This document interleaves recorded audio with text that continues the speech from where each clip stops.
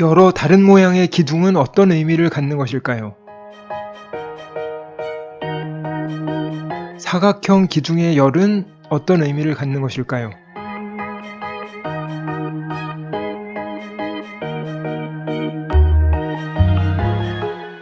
저희가 동그란 기둥의 의미에 대해서 살펴봤는데요. 동그란 기둥이 하나 있을 때, 두 개 있을 때, 세 개 있을 때를 살펴봤습니다. 그런데 기둥이 꼭 동그랗게 생긴 것만은 아니죠. 그 단면이 사각형이 되는 경우도 굉장히 많고요. 그리고 다른 일그러진 모양이 되는 경우도 많이 있습니다. 그래서 그런 경우에는 공간론적으로 어떤 의미를 갖는 것인가 라는 의문이 생길 텐데요. 지금 이 기둥들의 단면이 정확하게 그런 모습을 보여주고 있습니다. 이렇게 보면 조금 더 명확하죠. 가운데 기둥은 그 단면이 동그란데요. 오른쪽에 있는 기둥은 단면이 사각형이고 왼쪽의 기둥은 송편처럼 생긴 것 같기도 하고 뭔가 찌그러진 타원 같기도 합니다. 그래서 이런 기둥들이 도대체 그러면은 동그란 단면을 가진 기둥에 비해서 다른 어떤 의미를 갖는 것일까? 공간론적인 의미는 무엇일까를 생각해 보자는 것이죠. 먼저 동그란 기둥에 대해서는 저희가 충분히 살펴봤었죠. 그래서 동그란 기둥이 두 개일 때는 분의 역할을 하고 그 기둥이 3개가 될 때는 잠재적인 막이 형성된다 라는 얘기를 했습니다. 수지도상으로 보면은 이쪽에 이렇게 잠재적인 막이 형성되고 있다 라는 것을 느낄 수가 있는 거죠. 기둥의 단면이 사각형일 때는 어떻게 될까요? 사각형 기둥과 원기둥을 비교해 보면요. 원기둥의 단면, 사각형 기둥의 단면 비교해보면 원기둥은 방향성이 없습니다. 어느 쪽으로든 다 곡면이 일정하게 유지되는데요. 사각형은 모서리에서는 이렇게 직각으로 되어 있고 이 변에서는 이렇게 평평하게 되어 있죠. 그래서 확실히 이 느낌이 다르고요. 그래서 지난 영상에서 설명드린 것처럼 원기둥은 돌기가 쉬운데 사각형 기둥은 약간씩 돌다가 막히다가 돌다가 막히다가 하는 움직임이 생긴다고 했죠. 그런 움직임이 생기는 원인이 무엇이냐를 생각해 보면 이 코너에 있습니다. 코너에 튀어나온 부분이 사람들을 약간 불편하게 하는 느낌이 있어요. 그 불편하다는 거는 정확하게 얘기해서는 바깥쪽으로 이렇게 밀어내는 힘이 있다는 거예요. 그래서 이런 힘들 때문에 이 면을 따라서 걸을 때는 쭉 걷는데 이 부분에서는 바깥쪽으로 밀어내는 힘이 있기 때문에 약간 멈칫하다가 다시 돌게 되는 거죠. 그래서 원기둥에서 느낄 수 없었던 그런 코너의 느낌이 확실히 있고요. 코너에서 더 강하게 밀어내는 느낌이 있습니다. 원기둥은 그게 없느냐? 원기둥도 물론 있어요. 곡면이기 때문에 조금씩 밀어내는 느낌이 있긴 한데 그게 일정하고 그리고 이 곡면을 따라서 걷는 일정한 느낌 때문에 밀어낸다는 느낌이 상당히 상쇄가 되는 거죠. 그리고 또 한 가지 이 원기둥과 사각형 기둥의 차이점은 이 면에 있습니다. 이 면이 어떤 잠재적인 막을 형성하는데 훨씬 더 용이하게 돼 있어요. 그래서 원기둥은 적어도 기둥들이 여러 개 있을 때 이 잠재적인 막이 형성이 되지만 사각형 기둥은 벌써 하나만 있어도 이런 방향성이 확실히 만들어집니다. 그래서 이게 2개가 되거나 3개가 되면은 그 느낌이 확실히 더 강해지는 거죠. 사각형 기둥이 2개가 되면 물론 원기둥에서처럼 이 사이를 통과한다. 문의 느낌이 확실히 살아납니다. 물론 이 위에 캐노피가 덮여 있을 경우는 더 확실하게 그 느낌을 받을 수가 있고요. 그리고 통과를 하는데 문제는 원기둥으로 되어 있는 문과 비교를 해보면 원기둥의 문은 통과를 할 때 거부감이 사각형 기둥보다 훨씬 더 적다는 거예요. 왜냐하면 이 앞에 잠재적인 면을 형성하는 힘이 사각형 기둥보다 약하거든요. 사각형 기둥은 이 면이 있기 때문에 이 면 2개가 잠재적인 면을 보다 더 강하게 형성하고 있습니다. 그래서 들어갈 때 약간의 거부감이 있는데 원기둥으로 이루어진 문은 훨씬 더 쉽게 들어갈 수가 있는 거죠. 이번에는 사각형 기둥이 3개가 되면 어떤 효과를 가질까요? 생각을 해보면 이 3개는 정확하게 이런 막을 형성을 합니다. 원기둥이 만들어내는 막보다도 훨씬 더 강한 벽의 느낌, 그리고 막의 느낌을 만들어내는 거죠. 그래서 이렇게 쭉 전체적으로 뭔가 막이 있구나 하는 느낌을 받을 수가 있습니다. 그리고 이렇게 돼 있는 기둥들이 만약에 조금 더 많아져서 격자의 형태가 되면 이 격자 형태의 사각형 기둥들은 보다 더 요 면들을 따라서 만들어지는 요 방의 느낌, 둘러싸여 있는 공간의 느낌이 강해지면서 하나하나가 규정된 유니트, 모듈 같은 느낌이 훨씬 더 강해진다는 거죠. 그래서 여기서 느끼실 수 있었겠지만 원기둥으로 만들어지는 공간들에서는 공간이 구획되고 공면이 이 기둥들을 둘러싸고 하면서 자유로운 평면이 만들어지기가 쉽습니다. 왜냐하면 이 원기둥은 규칙적으로 있을지라도 이런 잠재적인 그리드나 유니트를 만들어내는 힘이 사각형 기둥보다는 약하거든요. 그래서 어떤 지표로서의 동그란 기둥이 있고, 그리고 공간을 흘러가게 하고 경계를 만드는 벽들, 자유로운 벽들이 있고요. 그 사이를 이동하는 자유로운 산책이 존재하게 되면서 플랑 리브르가 만들어지는 거죠. 그래서 원기둥이 플랑 리브르에 보다 더 특화되어 있는 기둥의 형태라면, 이렇게 평면상에서 사각형의 기둥은 격자를 만들고 유닛을 만들고 어떤 규정된 방의 형태를 만들기 때문에 이런 사각형 기둥은 방들의 평면, 방들이 만들어내는 평면인 라운 플랜에 보다 더 특화된 기둥 방식이다라는 것을 알 수가 있습니다. 이런 거를 라운 플랜의 건물들을 몇 개 살펴보면 금방 알 수가 있는데요. 이 건물은 예일 아트센터라고 불리기도 하고 브리티시 아트 뮤지엄이라고 불리기도 하는 루이스 칸의 건물입니다. 이 건물은 라운 플랜의 굉장히 대표적인 건물인데요.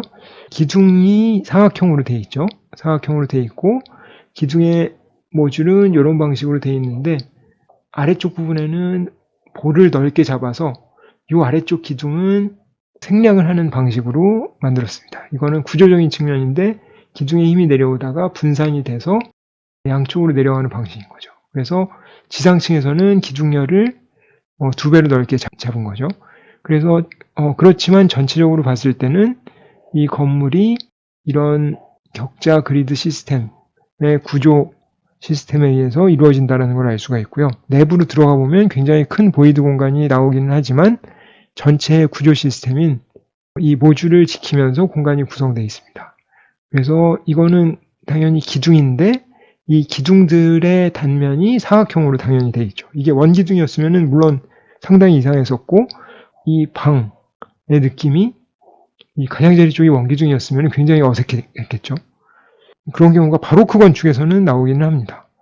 그리고 이 안쪽 부분, 이 안쪽 부분의 공간, 이 안쪽 부분을 한번 살펴보면 이 안쪽 공간은 이렇게 되어 있거든요. 그래서 저희가 조금 전에 살펴본 공간은 이 바깥쪽에 위아래로 뚫려 있는 공간인데 이 전시 공간을 보면은 사각형 기둥이 있고 이 사각형 기둥이 더군다나 아래쪽에 이 패턴까지, 대리석 패턴까지 표시가 되어 있어서 방들의 형식, 유닛의 형식으로 이렇게 구획을 하고 있습니다. 이걸 정확하게 방이라고 볼 수는 없는데 개념적으로 그 라운 플랜에서 하나의 유닛이 형성이 된다라는 것입니다. 그래서 이렇게 딱 정확하게 형성이 될 때는 이게 사각형 기둥이 되는 게 잠재적인 면을 만들어내기 때문에 훨씬 더 유리하다라는 거죠. 이 사각형 기둥이 그러면은 블랑 리브레에서는 전혀 안 쓰이느냐? 그럼 그렇지는 않습니다. 경우에 따라서는 꼬르비제가 대부분 원기둥을 사용하는 것처럼 보이지만 적재적소에 사각형 기둥을 사용을 해요. 잘 보면은 이거는 빌라 라로슈, 우리가 살펴볼 건물인데 이 기둥은 원기둥으로 되어 있습니다. 그래서 사람들이 접근을 할 때 이 원기둥이 이렇게 힘을 밀어내면서 이쪽으로는 들어오는 부분이 아니다 라는 거를 강하게 표현을 해주고 있어요. 그래서 여기는 원기둥을 썼는데 이쪽에는 사각기둥을 썼습니다.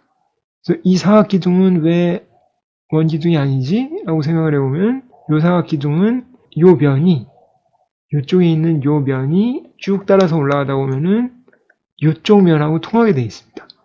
그래서 이게 기둥이기는 하지만 위쪽에 있는 면과의 연속성을 쭉 따라서 위쪽까지 이어져 올라가기 때문에 이 기둥은 사각형 기둥을 썼고요. 그렇게 함으로써 요 면과 함께 요 기둥의 앞쪽 면이 같은 잠재적인 어떤 잠재적인 막 내지 면을 형성하게 하는 방법을 선택을 한 거죠.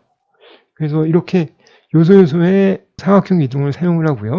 이 사례는 빌라사부아, 그냥 사진만 봐도 여러분들 다 아시죠? 빌라사부아인데 꼬르비제의 건물인데요.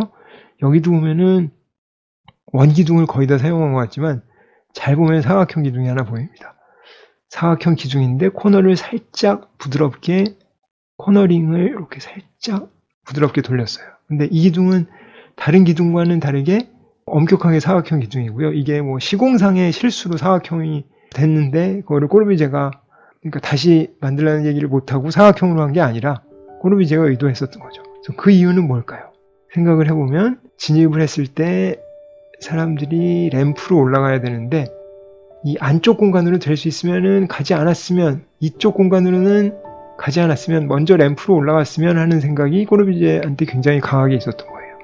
그래서 이쪽 방향 계단이나 아니면은 이쪽으로 가는 거를 좀 막았으면 좋겠다 라는 생각을 했었는데요. 그렇게 해서 꼬르비제가 생각한 방식이 일단 나중에 설명드리겠지만 계단의 공면이 우리를 바깥쪽으로 밀어내는 힘이 있고요.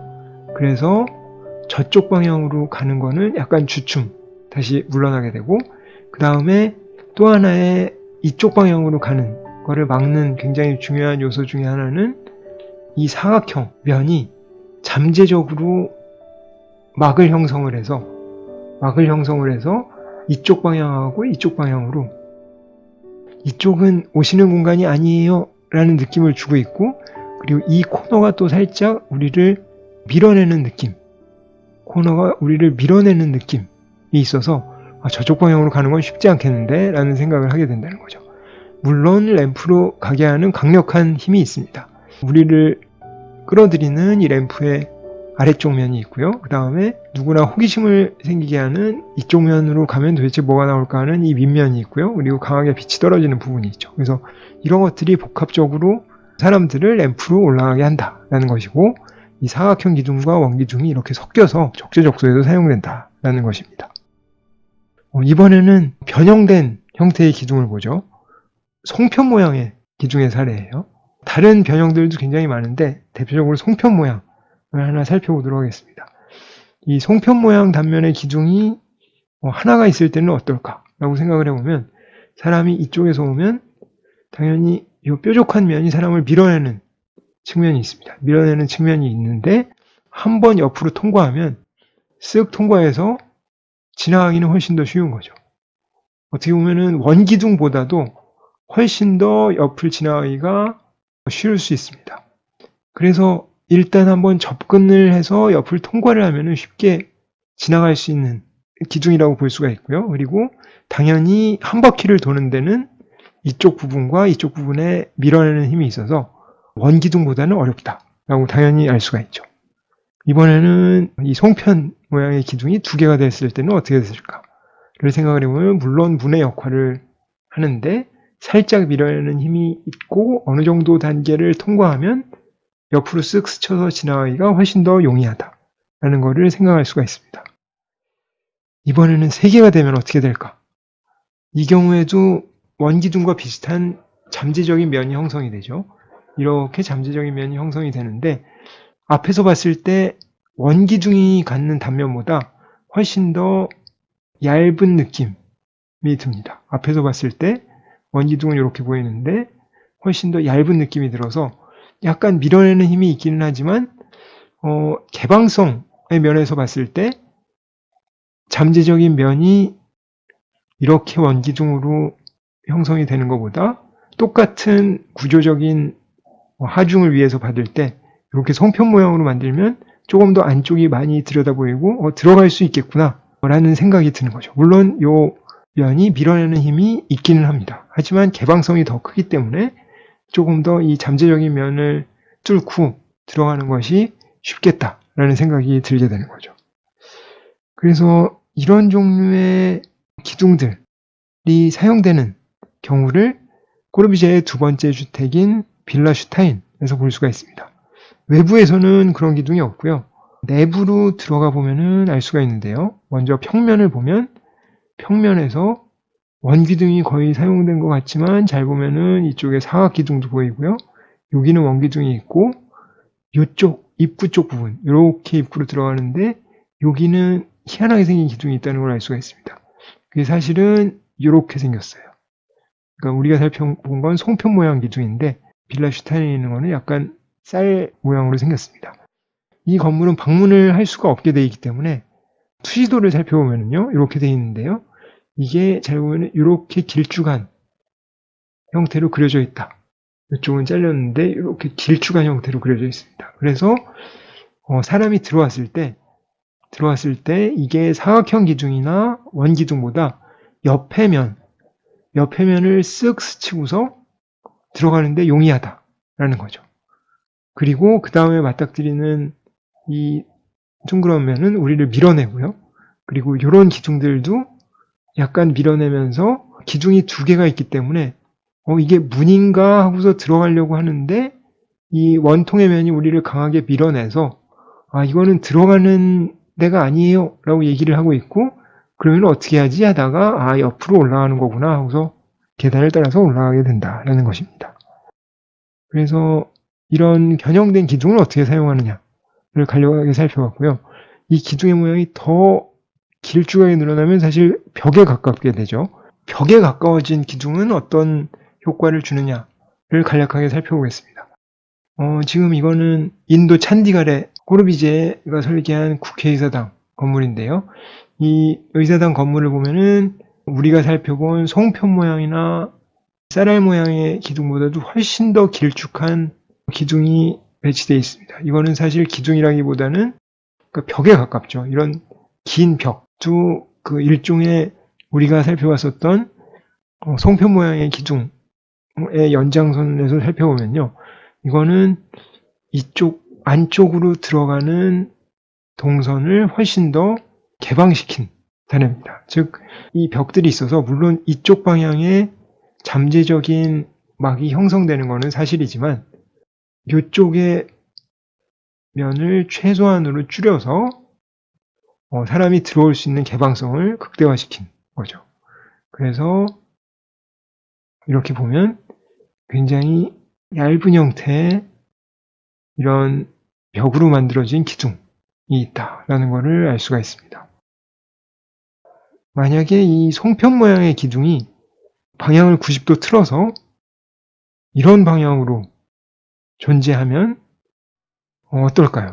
이거는 누구나 상상할 수가 있는데 물론 이 잠재적인 막이 이 반대쪽 이렇게 생겼을 때보다 훨씬 더 강하게 형성되면서 들어오는 거를 막는 힘이 더 강해지겠죠. 이런 여러 가지 기둥들의 변형된 모양과 변형된 기둥이 만들어내는 효과를 살펴봤는데요. 과연 그렇다면은 기둥이 훨씬 더 여러 개가 되고 그리고 기둥의 간격이 변화할 때는 어떻게 되는 것일까 하는 의문점이 생기게 됩니다.